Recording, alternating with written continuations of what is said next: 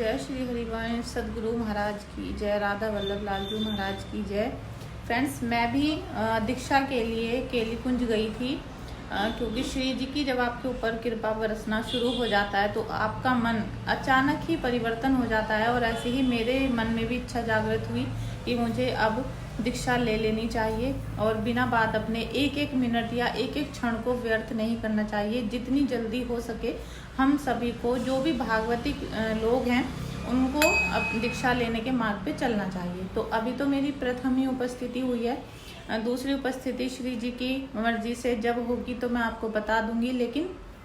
अभी कुछ दिनों से ऐसी वीडियोस देख रही थी कि हमें वहाँ पर जाकर ये नहीं बताना, वो नहीं बताना, डांट पड़ गई, मतलब कुछ ऐसा माहौल सा क्रिएट किया गया है जो सभी लोगों के मन को आहत भी कर रहा है। मुझे भी कुछ थोड़ा सा फील हुआ था, लेकिन मैं अपना खुद का अनुभव आज आपके सामने शेयर करना चाहती हूँ। तो आप बिना आप पहले सुनिएगा मेरी बात को, और उसके बाद जो भी आपके विचार हों वो आप मेरे कमेंट बॉक्स में दे सकते हैं। मैं आपकी सभी कमेंट को सर माथे पे रखूंगी क्योंकि आप सभी मेरे लिए श्री जी के भेजे हुए ही हो, ठीक है। क्यों कहीं ना कहीं आप सब में भी श्री जी का अंश है, हम में भी और आप में भी, तो क्योंकि हम सब श्री जी की सखी हैं। देखिए, हमने प्रियंका जी की वीडियो देखी थी, जो दीक्षा की वीडियो उन्होंने बनाई थी कि जब वो केली कुंज गई महाराज जी के आश्रम में तो उनको क्या डांटा गया, क्यों डांटा गया, उन्होंने सारी बात अपनी वीडियो में बताई। लेकिन अब उसका मेरे ऊपर कितना असर पड़ा और मैं उसके बारे में क्या सोचती हूँ, क्या समझती हूँ, वो मैं आज आपके सामने शेयर करना चाहती हूँ। क्योंकि यूट्यूबर बनना कुछ ऐसा नहीं होता, क्योंकि हम महाराज जी की वीडियो भी यूट्यूब पर ही देखते हैं।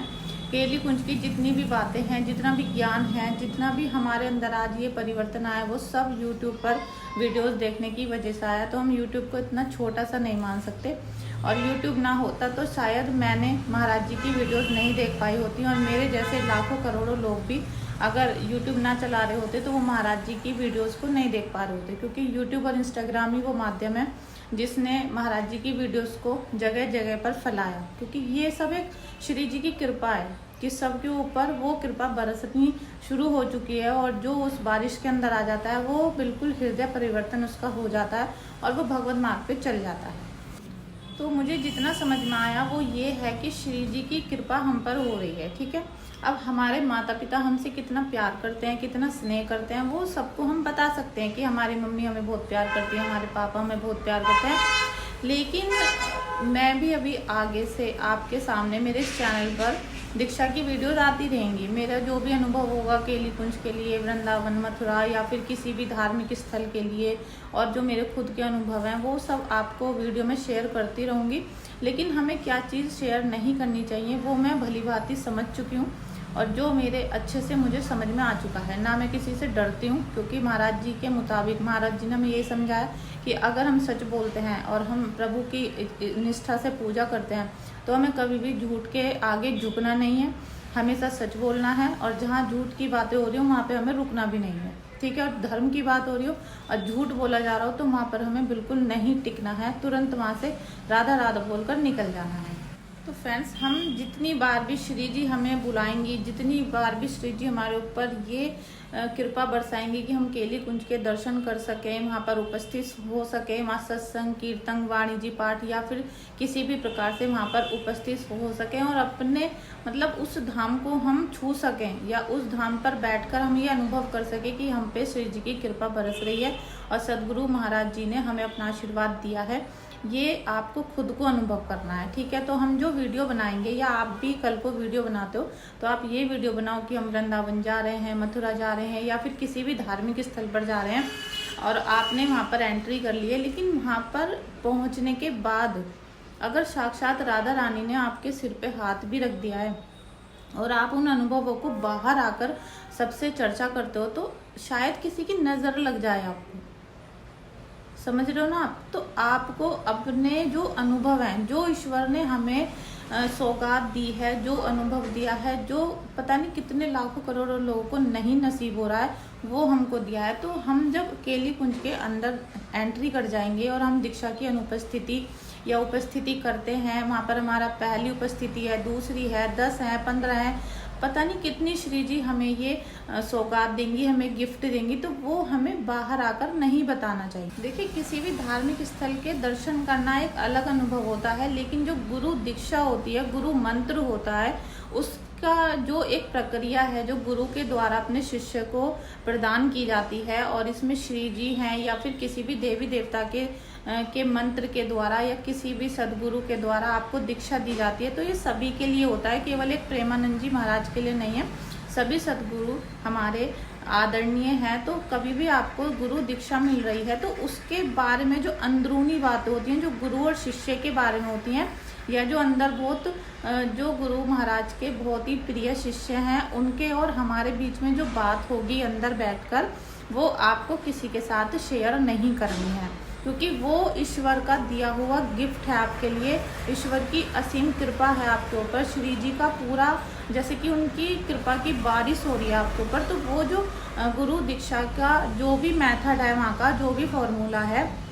वो आप किसी के साथ शेयर ना करें। आप आकर बोलो कि हम केली कुंज गए थे, वहाँ पर हम पे इतनी कृपा हुई, और जो अंदर की बात है, जैसे कि एक उदाहरण मैं आपको देना चाहती हूँ, क्योंकि जितना मैंने समझा वो ही मैं आपके सामने शेयर कर रही हूँ, ठीक है। तो हमें जो गुरु दीक्षा की बातें हैं, जैसे गुरु मंत्र को हमें बिल्कुल ऐसे कर लेना है जैसे हम भी नहीं जानते। हमें अपने बच्चों को, अपने हस्बैंड को, मतलब किसी को भी नहीं बताना।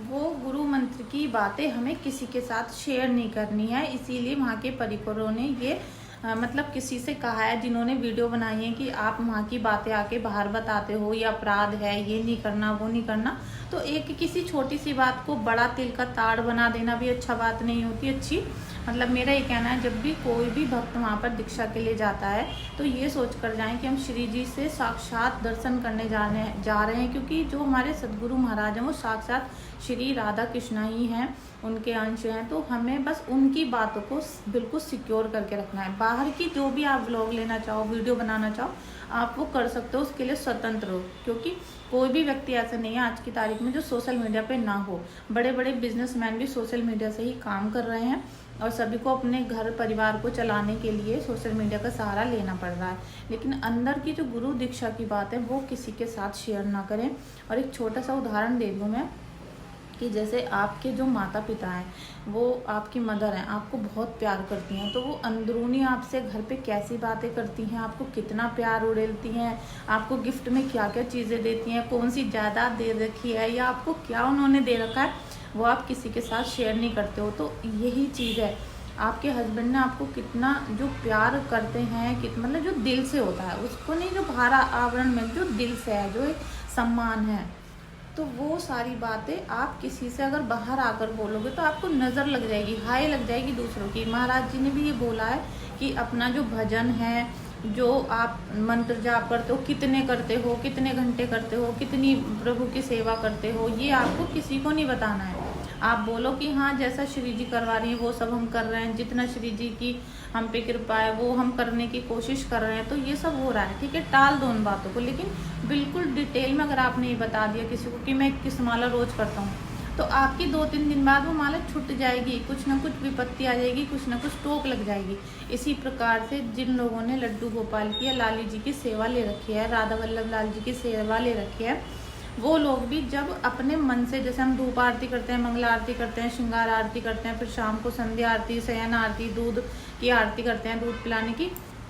तो उसकी वीडियो भी आप मत डालो, ठीक है। आप वैसे बनाओ कि हम सेवा करते हैं, हम उनको खिला रहे हैं, मतलब आप अदरवाइज बनाओ, लेकिन आप जो सच में जो सेवा कर रहे हो ना, अष्टयाम सेवा, उसमें आपने क्या भोग, आप भोग जैसे लगा रहे हो लड्डू गोपाल को, वो भी मत दिखाओ आप बिल्कुल, ठीक है। सेवा को बिल्कुल गुप्त रखना होता है। और ये जो बात है ना, ये बहुत पुराने ज़माने से बड़े बूढ़े भी बोलते आ रहे हैं, ठीक है। ये एक फॉर्मूला है कि जिससे आपको नज़र ना लगे, टोक ना लगे। देखिए, हमारे बुजुर्ग भी ये बोलते थे कि सबसे पहले जो हम खाना खाते हैं, कभी किसी के सामने बैठ के मत खाओ, वो एकदम आपको नज़र लगा देगा कि अरे कितना सारा खाना खा रहा है ये, आपके पेट में दर्द हो जाएगा। आप नोट गिन रहे हो किसी के सामने और किसी की गलत इंसान की नज़र लग गई तो वो क्या करे, इसके पास तो इतना सारा पैसा, मेरे पास क्यों नहीं है, वहीं आपके टोक लग गई। इसी तरीके से जो पूजा होती है, भजन होता है, पैसे गिनना होता है, लक्ष्मी अपनी पत्नी होती है, अगर आप सबके सामने उनको शेयर करते रहोगे, सबको बताते रहोगे अपने अनुभव,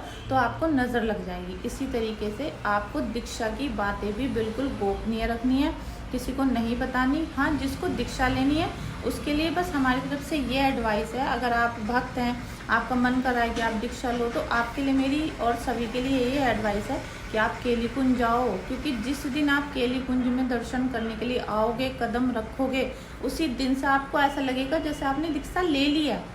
आपने राधा कृष्णा को देख लिया है, आपको ये फील खुद होना शुरू हो जाएगा। आप दीक्षा जब मिलेगी, क्योंकि सदगुरु भगवान की कृपा तो आपके ऊपर पहले ही बरस चुकी है, तभी आप केली कुंज आश्रम के अंदर एंट्री कर पाए हो।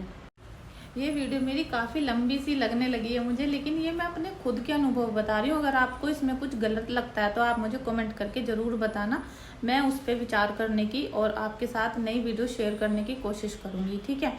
तो जब आप केली कुंज आओगे तो आप वहाँ पर परिवारों से बताओगे कि हम दीक्षा के मार्ग पे चलना चाहते हैं, हम इसलिए दीक्षा लेना चाहते हैं, तो वो आपको नियम देंगे। वो जैसे भी आपको नियम देते हैं, जिस प्रकार से उस दिन उनकी वाणी में श्री जी बैठी होंगी और उस वाणी से आपको श्री जी के द्वारा बताए गए नियम मिलेंगे और आप साक्षात ये महसूस करोगे कि आज से आपके अंदर श्री जी का वास भी आपको महसूस होना शुरू हो चुका है। और फिर आपको जो वाणी दी जाएंगी वहाँ पर प्रसादी होकर, तो आपको लगेगा साक्षात आपके सदगुरु भगवान ने वो आपके हाथों में सौंपी हैं, क्योंकि वो अंदर केली कुंज से प्रसादी होकर मिलती हैं। इसलिए आप डायरेक्ट आओ, केली कुंज आश्रम में जाओ, दर्शन करो और अपने नसीब के अपने नियम वहाँ से आकर पूछो। और अगर आपने मेरी भी पहले एक वीडियो देखी होगी, मैंने बताया था कि भाई मैं केली कुंज गई थी, यहाँ पर मुझे ऐसे ऐसे नियम मिले हैं, तो वो तो मिले हैं, वो तो एक जनरल सी बात है और वो सब गुरुदेव ने भी वीडियो में बहुत बार बता रखे हैं, तो ऐसा कुछ नई बात किसी ने नहीं बताई है। और फिर जब आप वहाँ से नियम लेके अपने घर चले जाओगे तो फिर आप बस सेवा करते रहना, ठीक है। आप 1 टाइम की, 2 टाइम, 3 टाइम, जितनी भी आपसे अष्टयाम सेवा में से सेवा हो, भजन वगैरह जो आपको वाणी जी दी जाएंगी, उसको बहुत मतलब अपने अंतर मन में उतारने की कोशिश करना। और सबसे पहला नियम मेरी तरफ से मैं सभी भक्तों को ये बोलना चाहती हूँ, क्योंकि मेरा एक चैनल और है राधा टैरो 777, जिसमें मैं कुंडलियाँ बनाती हूँ, टैरो रीडिंग करती हूँ और आपकी बहुत सारी जो ब्लैक मैजिक वाली परेशानियाँ रहती हैं या किसी भी प्रकार की बंधन क्रिया रहती हैं, उनका सॉल्यूशन भी करती हूँ। तो मैं सबसे पहले सभी भक्तों को ये बोलना चाहती हूँ, दीक्षा लेना तो आप सोच चुके हो, वो आपके ऊपर श्री जी कृपा हो गई है, लेकिन दीक्षा के नियम पर चलते हुए भी और दीक्षा लेने के बाद भी अगर आप लोग झूठ का साथ देते हो, झूठ के लोगों के साथ रहना पसंद करते हो और दीक्षा लेने के बाद भी आप दूसरे लोगों को डराना धमकाना चाहते हो, उनको बिना बात ही बकवास करना चाहते हो उनसे और गलत बातों का साथ देते हो, तो फिर आपका दीक्षा लेने के बाद भी कोई भी फायदा नहीं होगा, ठीक है। वो पता नहीं आपके पूर्व जन्म के कर्म होंगे जो आपको दीक्षा मिल गई, लेकिन मिलने के बाद भी अगर आपने उसको संभाली नहीं तो वो कभी भी आपके हाथ से तुरंत रपट जाएगी, समझ रहे हो आप, कभी भी चली जाएगी, क्योंकि ईश्वर तो सबको देखते हैं, चाहे आपने दीक्षा ली है या नहीं ली है। तो फ्रेंड्स, आपको मेरी ये वीडियो कैसी लगी, आपको मेरे विचार कैसे लगे, आप दीक्षा के मार्ग पे चल रहे हो तो आपके अनुभव कैसे हैं, आप मुझे कुछ सिखाना चाहते हो, बताना चाहते हो या मुझसे कुछ पूछना चाहते हो, तो आप कमेंट कर सकते हो, चाहे वो दीक्षा के लिए हो, क्योंकि दीक्षा का मतलब ये नहीं होता है कि हमने केली कुंज से दीक्षा ली है। दीक्षा का मतलब होता है कि हम भगवत मार्ग पे चलना शुरू कर चुके हैं और अब हम भागवतिक इंसान बन चुके हैं और कहीं ना कहीं हम प्रभु से मिलने की रास्ते में आ चुके हैं, ठीक है। बहुत सारी इसमें बातें हैं। श्री जी का अगर आप नाम अपने मुख से ले रहे हो तो आपके मुख पर कभी झूठ नहीं आना चाहिए, वरना आप जो बोल रहे हो ना कि हम पे ये कृपा है वो कृपा है, वो झूठी है। अगर आपके मुंह पर झूठ है और आप झूठ में ही दूसरों को डराते हो, धमकाते हो, अपना प्रेशर बनाना चाहते हो, तो वो सब झूठा होता है, वो सबको पता है कि आप झूठ बोल रहे हो, ठीक है। और जो लोग विरक्ति ले चुके हैं, जो सन्यास ले चुके हैं, उनका तो मेरे ख्याल से यूट्यूब से भी कोई मतलब नहीं होना चाहिए। सन्यास का मतलब क्या था पुरानी लाइफ में, ये था कि वो संसारिक हर एक चीज से विरक्त हो चुका है, ठीक है। सन्यास का मतलब वो होता है, वरना हर कोई इंसान संन्यास ले ले कि संन्यास भी ले लिया, विरक्ति भी ले ली और सारा मतलब प्रपंच में भी पड़े हुए हैं, तो ऐसे तो हर कोई संन्यास ले सकता है, वो कोई फिर बड़ी बात नहीं है। लेकिन अगर आप इंसानी रूप में हो तो सच बोलने की कोशिश करो।